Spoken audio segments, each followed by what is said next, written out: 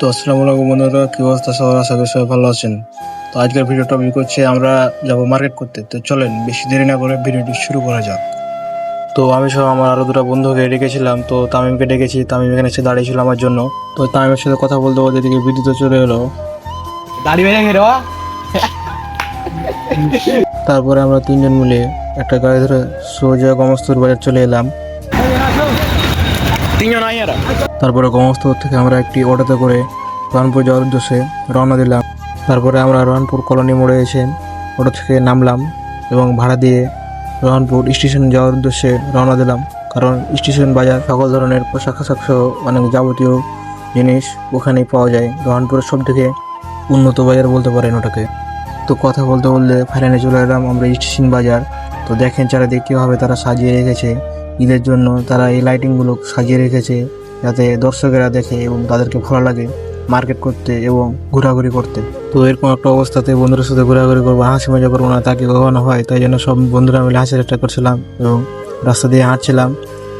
তো গল্প করতে করতে বিদ্যুৎ আমাকে বলছিল যে চ আমার এক দুটো স্যান্ডেল নিতে হতো, স্যান্ডেল দোকানে চ। তাই জন্য আমরা স্যান্ডেল দোকানে চলে এলাম বিদ্যুতের স্যান্ডেল দেখার জন্য। বিদ্যুৎ তো বলছিল এই স্যান্ডেলটা নিব, তার পছন্দ হয়েছে খুব।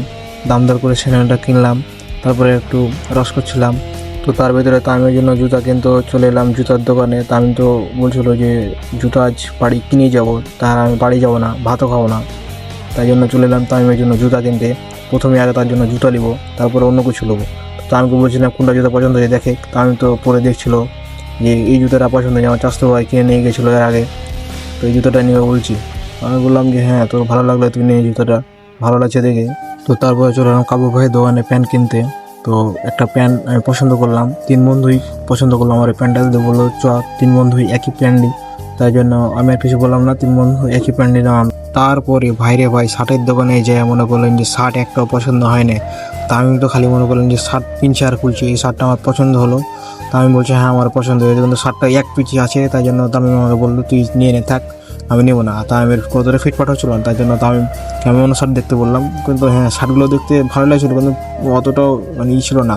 আগের মতন একটা আছে, নতুন নতুন একটা কোনো ভাব নাই শার্টের, সেরকম একটা ছিল না। তাই জন্য অনেক খোঁজাখুঁজির পরে দুইটা শার্ট পেয়েছি। বিদ্যুৎ বললো যে আমি শার্ট নেবো না, আমার ভাই আমাকে পাঞ্জাবি গিফট করেছে। তো ফাইনালি মানে মার্কেটটা শেষ করছি, এখন বাড়ি যাবো। তো মার্কেট কাব্য ভাই তারপর আর কি সোজা গাড়ি ধরে বাড়ির দিকে রওনা দিলাম। কারণ রাত অনেক হয়ে গেছিলো, রাত 10টা পার হয়ে গেছিলো। আবার বাড়ি থেকে ফোন দিয়ে বলছিল যে কোথায় আছিস, তাড়াতাড়ি বাড়ি আয়।